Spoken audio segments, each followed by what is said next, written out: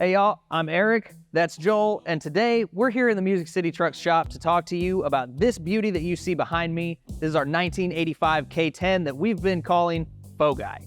Now, today we're going to talk to you about some of the more important aspects of properly resto-modding a square body Chevy. And if you guys have any other topics you want us to discuss, go ahead and drop them down in the comments below, and don't forget to like, subscribe, and ring that bell. So let's get into it. What is a resto mod? Well, I know for me personally, the first thing that comes to mind is not necessarily a lifted square body Chevy.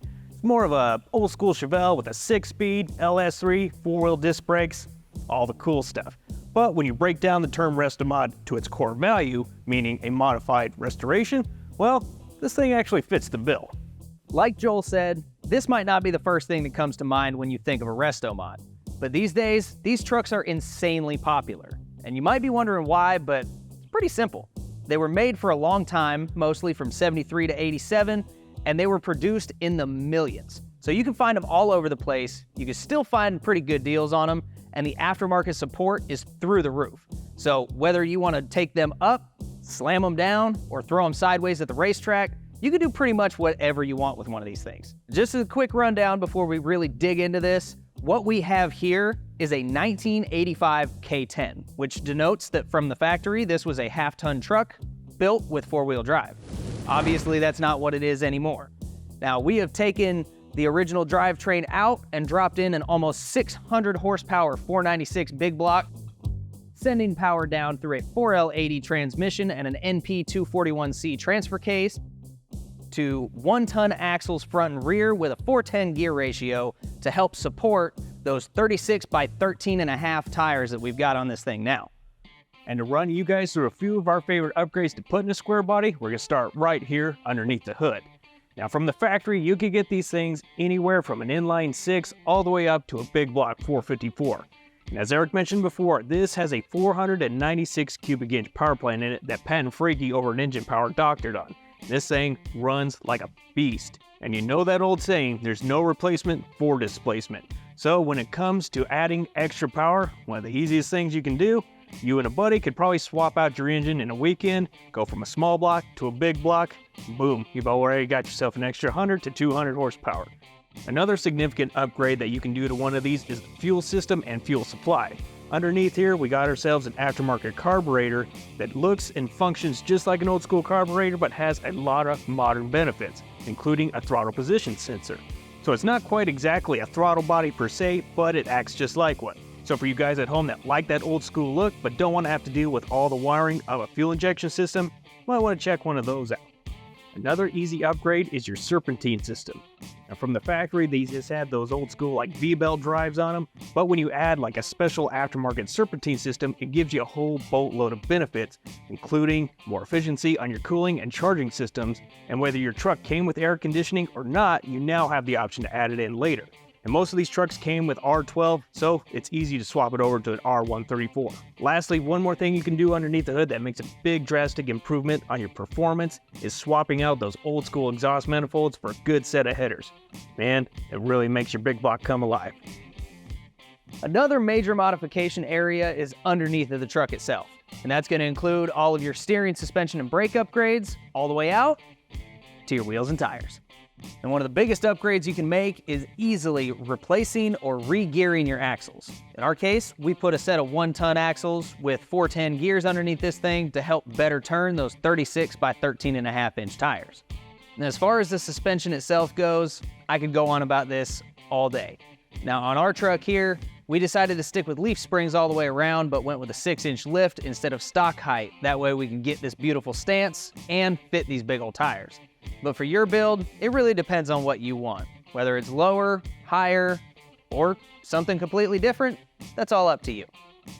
Another huge bonus to doing this axle swap is that the rear actually came with disc brakes. Now, by the time 1985 rolled around, it wasn't that big of a deal to have disc brakes up front, but pretty much everything still came with drum brakes in the rear. This rear axle came with disc brakes, so we didn't have to worry about doing the swap ourselves, and not only is it going to make it much safer on the road, but it's going to make for a way better driving experience. So now you got your truck driving good and riding good, now it's time to make it look good. When you take a step back on this truck, the first thing you notice is this super slick paint job. Now with this being an 85, this was actually one of the last years that GM was using single stage paints on all their production models. But we sanded all that down to bare metal and replaced it with a base coat clear coat. And there are many benefits to going that route. First off, a clear coat is going to give you a nice, smooth, clean finish, and two, it's going to give you a bit more protection against UV rays, so your paint job is going to last a little bit longer. The drawback to going this route though is your time, labor, and cost of materials. It's going to go up significantly, but as you can see, the end product is pretty significant. We also decided to stick with the factory paint job. This is a dark blue metallic paint code 25, and this is a silver metallic paint code 15, and it's complemented with this lipstick red pinstripe. We decided to go that route because we really feel like it complements the factory trim molding. Now on that subject matter, there are plenty of different companies out there that offer restoration components to complement your build. And if you don't want to go that route, you can take your factory pieces over to your local chrome plate. But again, that's going to cost you more money, but it'll last you in the long run. Now let's talk about accessories. We wanted that aggressive 80s old school look, so of course we had to have a roll bar in the bed, off-road lights, brush guard, and a winch. Now some of you guys, it might be a little too bulky and too much going on. And that's okay. If you'd like that cleaner look, you don't have to put all the stuff on here. It's your build, do what you want with it.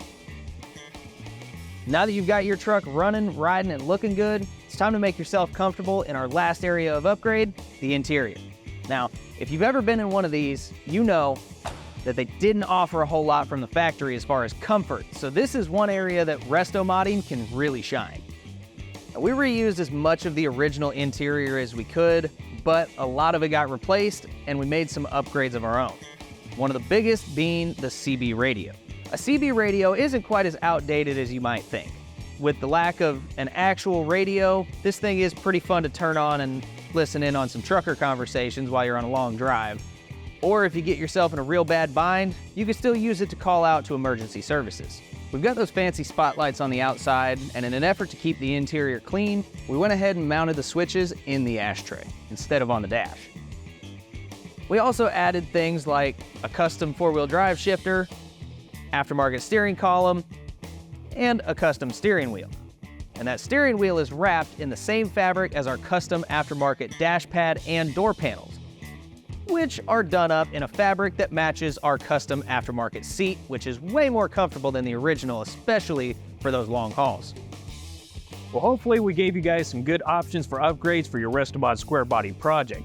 And as you can see, there are many different avenues you can take, but at the end of the day, it's your project and you need to make that decision yourself. And be sure to check out the full build on Faux Guy at PowerNation TV. Till then, we'll see you truckers next time.